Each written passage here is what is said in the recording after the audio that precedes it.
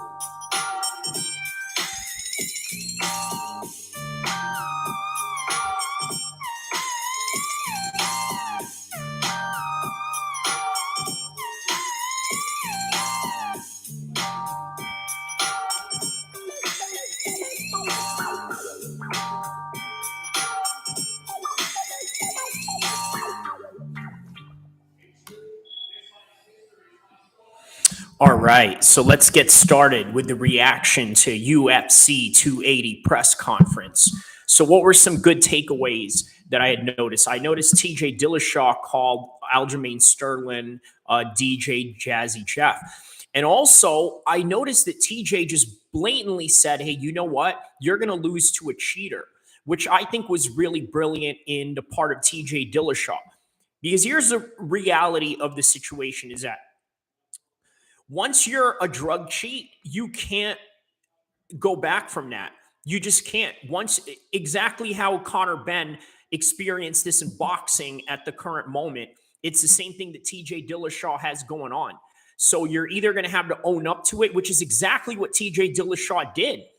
TJ Dillashaw was like, you know what, man? You're about to lose to a cheater this weekend, and there's nothing that you can do about it. So now that you say that, what can you really say about TJ? Can you really go at him in a negative light? Can you really look at TJ and say, you know what? What can you really say? He just admitted to you and said, hey, I'm a drug cheat and I'm going to beat you, which I think is just amazing because you can't win from this situation. Now, you look at Conor Benn, on the other hand, going back to the episode that I did in Facebook Watch with titled Conor Benn and TJ Dillashaw, there's two different dynamics now that I had noticed. Conor Benn is taking the PR route, meaning that he's going to take different routes by saying, well, this is the reason why this happened, or this is the reason why. Whereas with TJ Dillashaw, in contrast to Conor Benn, he literally just owned it right now at the presser. He basically said to Aljo, I'm going to beat you, and I've cheated, and that's the trajectory of my career, and that's the reality of my career. But I'm going to beat you anyway. So I thought that was very brilliant on his part. Now with Islam Makhachev and Charles Oliveira, I had noticed that Charles Oliveira asked, hey, who have you beaten in this entire division? Have you really beaten anybody worthy? And on top of that, basically, Islam fired back by saying, who did you beat? You beat Michael Chandler for the belt, which was vacated by Khabib, and it was only the two of them left for the contendership and to basically take the undisputed championship in a vacated belt that Khabib left behind after the Justin Gaethje fight. On top of that, again, we got to take into consideration Charles Oliveira has lost plenty of times. He's also lost in spectacular fashion in ways that could potentially happen in this fight. Now, you got to understand there's a recency bias that goes on in MMA. So it's very easy for you to say that, you know what, Charles is looking like a killer right now. Yeah, but the problem is, who has he beat? And even if those names are big and those wins are remarkable, you got to take also into consideration the fact that he is taking these guys on in their own style, and that is conducive to whatever it is that he does. So, for example, Michael Chandler gets hit a lot, but he can hit you really hard. And it showed in that fight that that's exactly what could happen. The problem is that the susceptibility of Michael Chandler's lack of defense is what helped Charles capitalize that win. The same thing goes with Justin Gaethje and how he won that fight. And the same thing goes with how he won his fight with Dustin Poirier, and just piling on that submission record. And speaking of which, I had noticed that Islam mentioned that he wanted to submit Charles Oliveira for this fight. Why? The reason is because he said in the presser that he has the most submissions in the entire UFC, so he wants to capitalize on that. Also, looking at the other presser, that was, I mean, the other people that were in the presser, basically they had that French girl taking on Chookagian, which I thought was interesting because they're fighting in the prelims. Now, why are they in the presser? And I think the reason why is perhaps maybe that the UFC wants to somehow expand their market into the French side of, you know, combat sports, or the French side of the UFC, in which they just recently had a Paris card, which she was supposed to be on, but for one reason or another wasn't able to, but she makes it out for this one against Chookagian. And also they had Gamrot and Beneil Dariush. I noticed that Beneil Dariush basically said, hey, you know what? I'm here to just fight anybody, anytime, and this and that. And he was basically a little bit dismayed by the fact that they had Volkanovski coming in as a replacement. Now, here's the most beautiful thing about this sport, right? In comparison to other sports, and being that wrestling really has a strong influence in mixed martial arts. You see, if you've ever wrestled in high school, you don't know who you're going to fight every weekend, wherever your school is going, wherever your school is competing, and wherever it is that you're going to compete at. You don't know who you're going to face. You don't know if you're going to face a former champion, a current champion. You don't know if you're facing a guy that's just, you know, at the bottom of the tier, or you're facing a guy that's top tier. You never know. And mixed martial arts, I think, has that type of mentality in which a lot of guys will just fight in a drop of a hat in 2 days' notice. And suppose, let's say, Volkanovski makes weight tomorrow, which he is going to step on the scale, but he's not going to compete. Let's say Islam doesn't make weight, or one guy falls out. He comes in, and it makes the fight even as legit as any other fight, because guess what? Volkanovski is a current sitting champion at 145, and now they're giving him a chance at 155 after the winner of this fight coming this weekend, if Charles and Islam do make it to the cage. So you got to also take into consideration, Charles is also not a sitting champion at the moment. So why is that interesting? The interesting thing about that is, in the eyes of so-called the people, he's the champion, but in reality, in actuality, he's not, because officially he's not the champion. If you look at the UFC TV screen, the channel basically says number one. right? Not champion. He doesn't have the C letter right next to his name. He has the number 1. So what does that mean? That means that they vacated his belt, and this fight is basically going to be for the vacated 155 belt. And if he wins it, he's not defending it. He's only winning it for the second time. Just like how TJ Dillashaw may possibly win this for the third time against Aljamain Sterling. So what else went on in the presser that I thought was really interesting? So Sean Brady basically said, hey, guys, I'm going to disappoint all the Abu Dhabi crowd here, which I thought was very brilliant on his part. And I thought that it was very brilliant on Bilal Muhammad's part to basically play this role of saying, hey, you know what? This is Chicago versus Philly. Now, I made a joke in one of the memes that we put up on the conference call Facebook Watch, where I basically said that it's that meme where you have Bruce Buffer saying that it's going to be his toughest night because you got all these Russian names that you have to pronounce and this and that. So you got to think to yourself, like, man, what is going on here? What's what kind of like basically who's this? Hey, bro, Islam versus Oliveira. Who's going to win? Zane, boxing dosage. Just popped in right now. Everybody welcome Zane. Heavy boxing dosage, and click and subscribe on his channel as well. So Zane, here's the answer to that question, right? I honestly think that Islam is going to beat Charles within the second round. So what's going to happen is that in the first few minutes, they're going to feel each other out. It's going to be a very high-level boxing match, to where they're going to be very methodical. They're going to feel each other out, and somewhere down the line, Islam is going to shoot for a takedown because, let's face it, he makes no qualms or any type of covert operations about it. He basically will go and shoot a takedown on you and make you feel the pressure, make you feel his weight. And then once he's on top of you, he's going to wear you out. But isn't it really a dangerous fight for Islam Makhachev? Yes, Zane. The reason why it's dangerous is because, check this out. Once Islam gets him to the ground, which, as I mentioned, in the first few minutes, they're basically going to have a methodical kickboxing match, right? They're going to watch their range. They're going to be very tight with their defense. And then somewhere down the line, Islam is going to double cross him and shoot for a single or double leg, maybe somewhere near the cage. But once we get to the ground, and I'm getting to that, Charles Oliveira is dangerous with his triangle chokes, which is a possibility, but not really a possibility with the Dagestanis, because one of the things with a triangle chokes is you got to be able to have your arm caught up in between their legs, which I think once Islam is on top, he's going to have his arms tight like this, or he's going to be wailing on him from the top position. He's going to control his wrist on top of that. And while he's controlling his wrist, he may land some elbows along the way. And he's going to push down on Oliveira's knees so that he can get on side control. Now, what is side control? Side control is where basically the guy is pinning you down and your legs are away from the body. So that means that a lot of his weight is going to be distributed on top. And this is where Islam is going to wear him out. This is where Islam is going to hit him with the elbows. This is where Islam is going to hit him with the ground and pound from that position. Charles is going to try to get up. And here's the thing.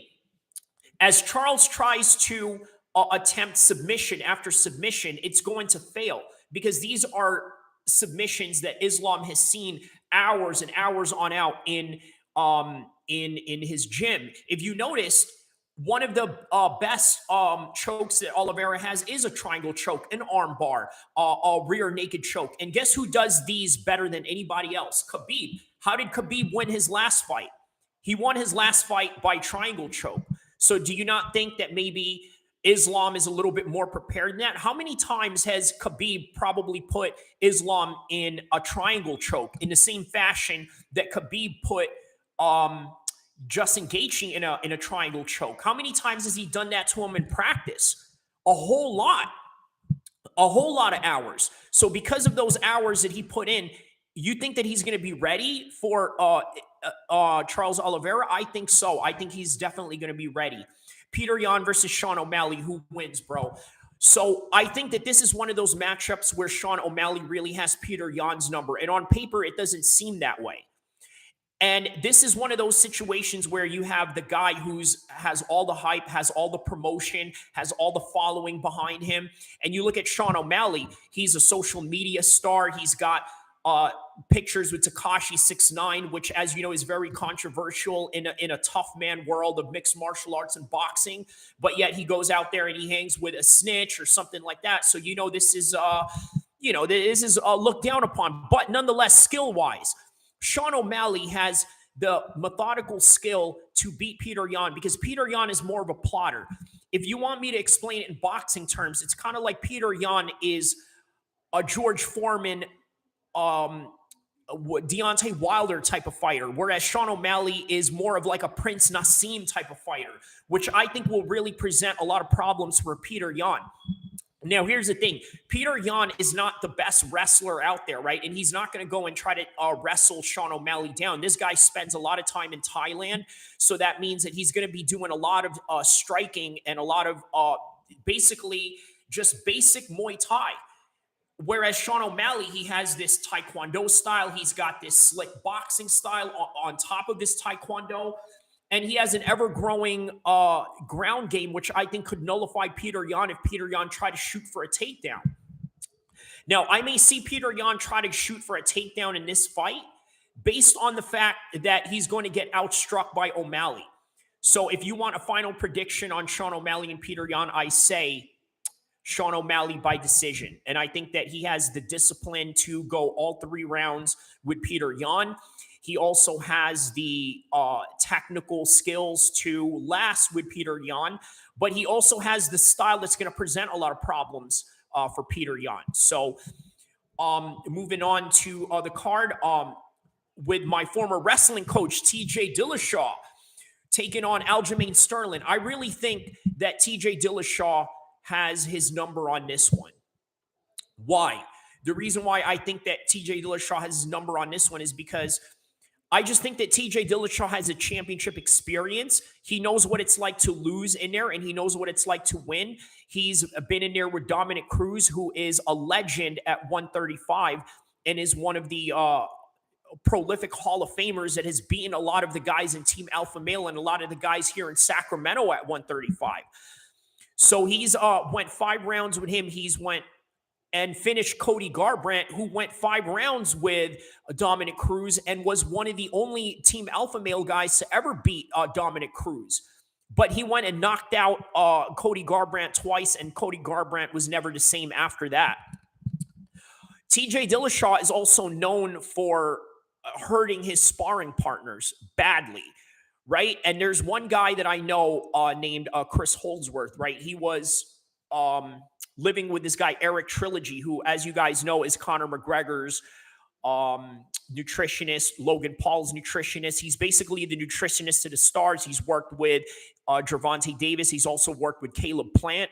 So, yeah, this is a guy that's been around. And he's also worked with Chris Holdsworth when Chris Holdsworth became the Ultimate Fighter champion at the Tough season. I don't know what season it was, but it was the same season that Chris Holdsworth won, was with Ronda Rousey versus Miesha Tate. So he won that one, but he ended his career undefeated. Why? Because TJ basically messed him up in the practice room. Now, this is the kind of person that you're dealing with TJ Dillashaw. One of the things that I noticed about him in the practice room was that he's an absolute psycho in terms of wanting to annihilate his opponents. So what does that mean? That means you're dealing with a human being that is not going to quit in there. And I don't see this going the distance. I see them nullifying each other's wrestling. And I think it's going to go into a kickboxing range where I think TJ is just going to have the better of it. I see TJ Dillashaw by decision on this one. So Muhammad Makayev taking on this guy, McDonald. I don't know much about this McDonald guy that he's fighting. Let's look him up and see what kind of fight Muhammad Makayev is dealing with here. So Malcolm Gordon fights out of Canada.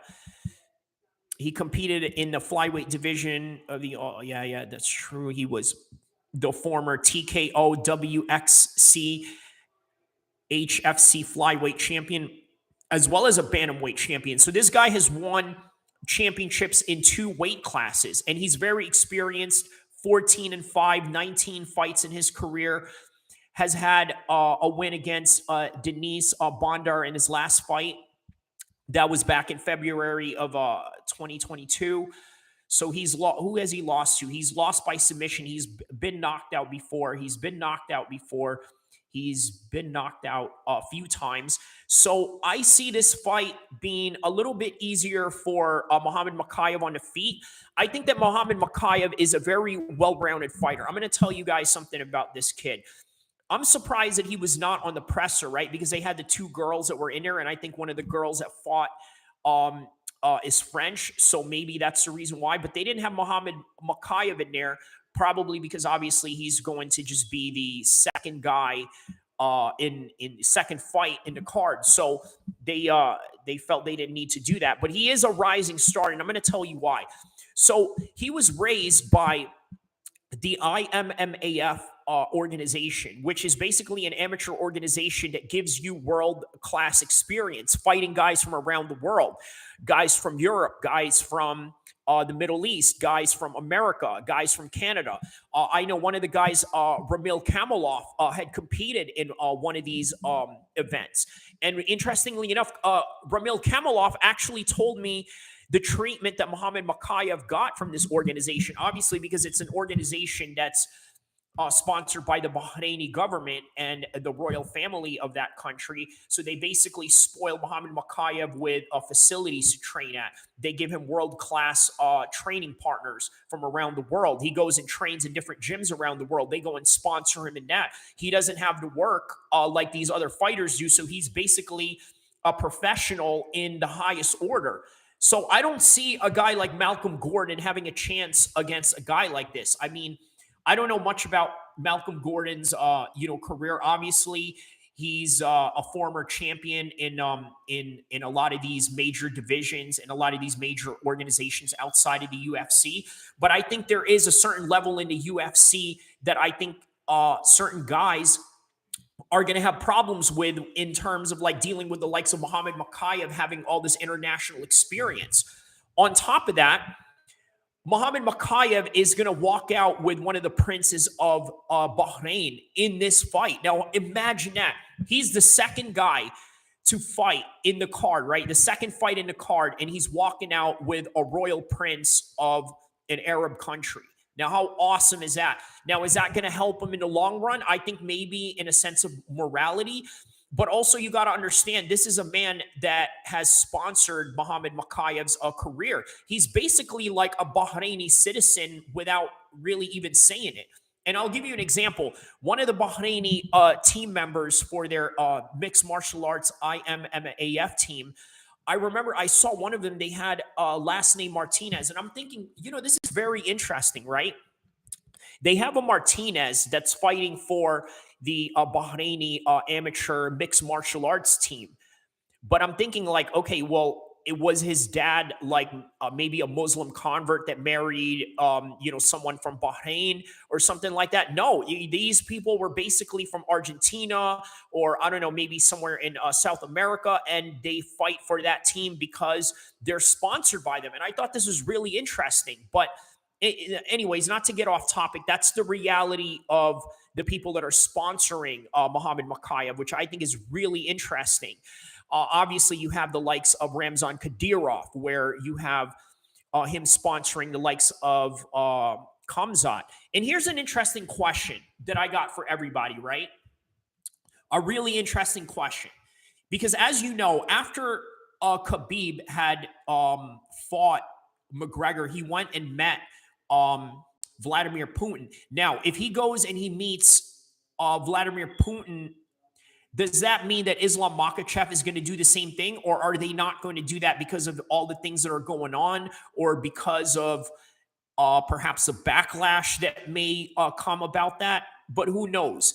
And as far as all these fights go, man, what a great card and what a great time to be alive. This is going to be one of the best cards ever, and I'm just so proud of being able to cover it. Whether I get 1 or 3 views or 1,000 views or whatever, I'm just glad that I'm covering this card and being a part of it. And witnessing it, not being a part of it, but just witnessing it overall. It's a great honor to watch these great high-level guys compete at one of the biggest cards of the year. And you know what? Come October 22nd, 2022, there's going to be nothing else on TV. Is there going to be World Cup playing? Maybe. Is there going to be the World Series playing? Yeah. Are there going to be NBA teams starting their season? Yeah. Is there going to be any boxing? Maybe one or two, or maybe none at all. Maybe a DAZN card, maybe a Showtime card, or maybe nowhere in between. Oh, but there is that A1 Combat card with our very own Eugene Carrera. If you guys want to come check him out right after Islam Makhachev takes on Charles Oliveira. Hey, guys, this is the theater of the unknown, and you never know what's going to happen in these fights. Enjoy them.